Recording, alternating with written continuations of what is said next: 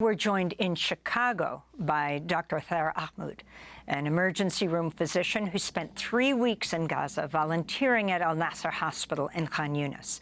He's a board member for Med Global, which has an office in Gaza and is working with the World Health Organization.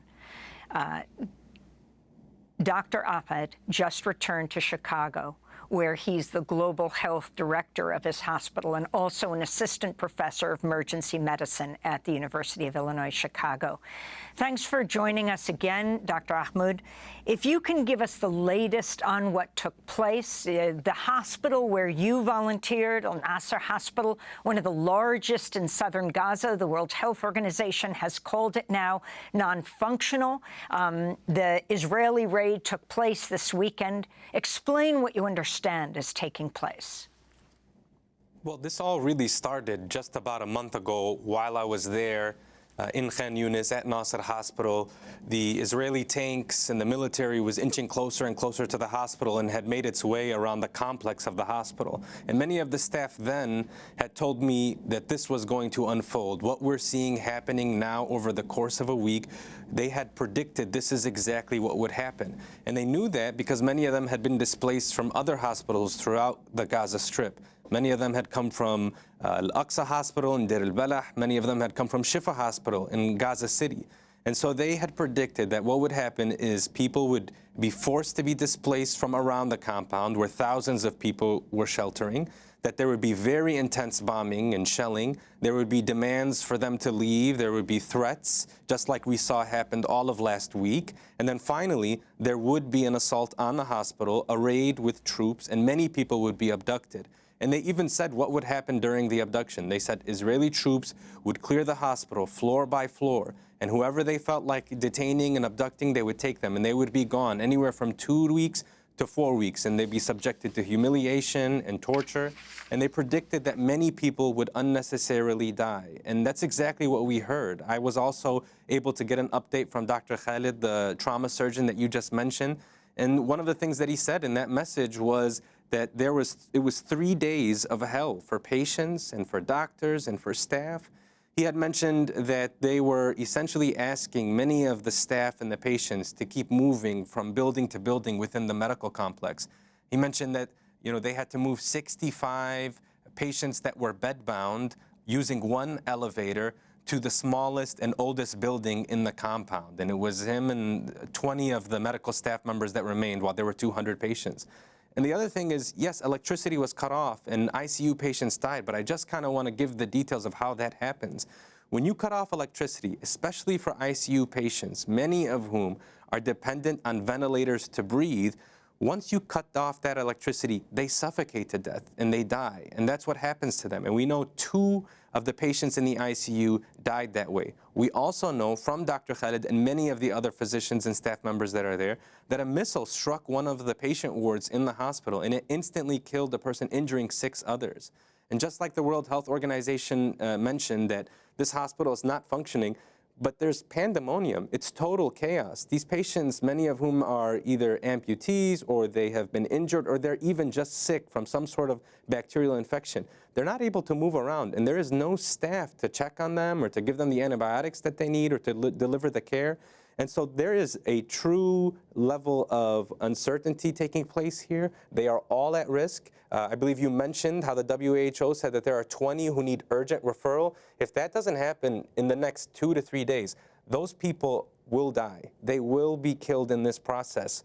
And I think what we're seeing is an assault overall on the healthcare system. It's already devastated, and you're talking about the largest hospital in southern Gaza, one of 2 referral hospitals that remain in all of the Gaza Strip, and one that was able to handle multiple operating room cases at one time. And so it's not operable, it's not functioning, and that is absolutely devastating. It's a public health nightmare, and it's horrifying to think what will happen to all of the people who need care in the Gaza Strip for an already overwhelmed system. Have you heard anything, Dr. Ahmad, of Atef Al-Hout, the director of the Nasser Medical Complex in Khan Yunis? We're seeing tweets that he was abducted by the Israeli military.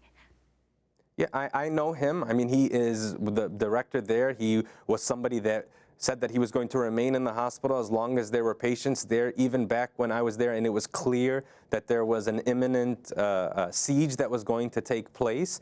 And the last that I saw was a picture of him speaking to an Israeli soldier. Nobody has heard from him since. Nobody knows what has happened to him.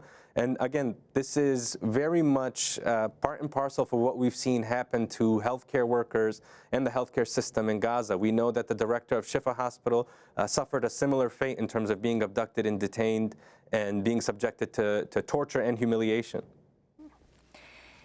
Can you talk about the reports of the patients who died? We have reports of 8 patients who died.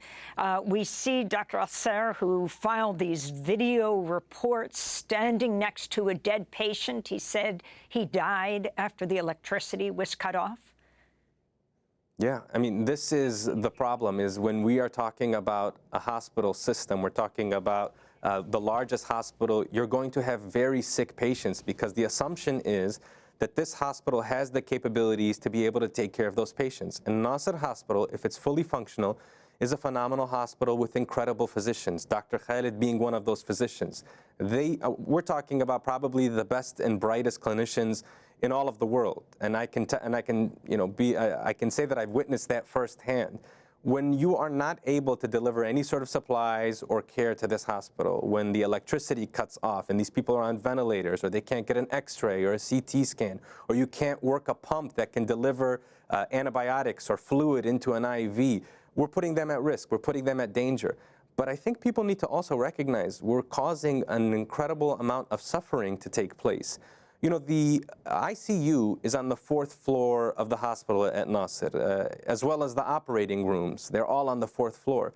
Dr. Khalid shared with us around 7 days ago that a operating room nurse was walking through the hallway and was hit by a sniper. And so he became one of the patients at Nasser Hospital. He needed to have emergency surgery. He needed to have a tube placed because his lung had collapsed from the sniper bullet that hit him. And he was walking on the 4th floor. I mean, that's where all of us stayed. That's where we slept when we were working at Nasser Hospital. And any of these patients, if you were to just walk through any of the floors at Nasser Hospital, you'll see they're lined up all next to each other. There is no space. Before any sort of siege, Nasser Hospital was 300% over capacity. There were over 1,000 patients there, and there was not a single inch or space that you could walk without running into a patient.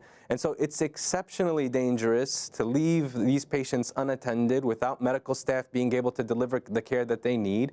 It's very dangerous when you're not able to deliver supplies to restock the hospital. And then when you cut off electricity and then raid the hospital and you hear reports of gunfire in the hospital like we did take place at Nasser Hospital, it becomes a bloodbath. It's a massacre. And that's something that I think every single healthcare provider in the world should stand up against. I mean, that's not something that's acceptable. Hospitals cannot become targets. There has to be a different way to accomplish whatever military objective there is. These hospitals are lifelines regardless of what city they're in, but especially in Gaza and especially in Khan Yunis. A place like Nasser is the last place, is literally the last place of refuge, not just for patients and doctors, but for the many internally displaced people who thought that it would be safe there. And so when we're talking about electricity being cut off, or maybe there's shrapnel flying through the window, or any of these workers not being able to leave, it's not just an inconvenience, it's not just another incident, it is horrifying, and it becomes a bloodbath. It's very, very concerning of what's happened at Nasser Hospital, but it fits with what we've seen happen to all of the other hospitals in the Gaza Strip, and it started all the way in the north, and it seems to be heading towards the south. And that's something that should concern every single person who wants some sort of ceasefire in the Gaza Strip, who wants hostages to be released, and who wants the people of Gaza to get the desperately needed aid that they deserve and are in need of right now. The significance of Dr. Ahmad Maghrabi leaving Nasser, who has stayed there all this time, the head of plastic surgery, but feeling at this point of the raid to protect his family, he had to go south to Rafah. Yeah, I mean, that's the tragedy in all of this. This is what we're forcing healthcare workers to do. This is what is happening to the healthcare system. I mean, as a result of that, people will die, people will suffer. And we cannot expect these healthcare workers to just be subjected to this sort of violence. That doesn't happen anywhere else in the world. And just as an American doctor who works in the United States, I remember when Ukraine had hospitals that were targeted, that the American Medical Association came out very strongly and appropriately saying hospitals and healthcare workers can never be targeted. For some reason, that is not happening in the Gaza Strip. We're not hearing voices as loud. We're not hearing professional societies like the American Medical Association come out against that. And so that's what happens. You have people like Dr. Ahmad, whose patients totally depend on him, but he's at risk of death. He can be killed, and that's not an overreaction. It has happened. Over 300 healthcare workers have died. Your show, your program reported on Hind, the 6-year-old who was stuck in Gaza City, who was talking for 3 hours to the dispatcher from the Palestinian Red Crescent. She was waiting for somebody to rescue her. And then when an ambulance with 2 paramedics were trying to reach her and were given the green light and coordinated with Israeli authorities, they were bombed and killed, and Hind was left to die. She had died. And this is just another chapter in the assault on the healthcare infrastructure in the Gaza Strip. And so every way you look at this, it's an absolute tragedy, and people will suffer as a result of this. What has the American Medical Association said? Nothing. I mean, nothing. And they're not the only ones. It's most of these professional societies, especially when it comes to the healthcare professions, have been silent on the Gaza Strip. And if you try to broach this subject, it's what we're being told is that this is a very politically charged and polarizing topic. I reject that totally. That's unacceptable. It's not political or polarizing when you're talking about children who are hungry, just like you reported early in the show. It is not political or polarizing when you're talking about being able to treat patients, people getting dialysis, making sure that somebody doesn't bleed to death. It's not political or polarizing when you're asking for antibiotics. We're just asking that hospitals not be targeted, that they not be bombed, and that doctors and nurses can provide for their patients without being worried that they may be killed or that they may be abducted or arrested or whatever it is. They should be able to practice with that sort of peace of mind. And it's really unfortunate that, especially here in the States, we don't have that sort of consensus. The entire international humanitarian community is in consensus. You need a ceasefire now. Hospitals need to be protected and functioning. The WHO says they want to be able to deliver supplies to Nasser Hospital. Why that sort of conversation is derailed in the United States is beyond me, but it's something that's no longer acceptable. And it's much too late now to come out and say something. So we need even stronger approaches now. We need efforts to deliver aid to the people of Gaza. 1 out of 6 children in the north of Gaza need immediate nutritional intervention. That just came out 2 days ago in a report by UNICEF. 1 out of 6 kids is starving, and we need to do something now. They need to be hospitalized so they can get the nutrition that they need. You'd think that that's not something that's very controversial, that any sort of organization anywhere in the world, regardless of the background or ethnicity or faith, should be able to call for that, should be able to say, kids don't need to go hungry. I just checked. The American Public Health Association did urge President Biden and Congress to demand an immediate ceasefire in Gaza back in November, whether or not the American Medical Association did, which they didn't. I want to thank you, Dr. Thaer Ahmad, emergency room physician who spent 3 weeks in Gaza volunteering at Nasser Hospital in Khan Yunis, which was raided by the Israeli military this weekend. Dr. Ahmad is a board member for Med Global, which has an office in Gaza, is working with the World Health Organization.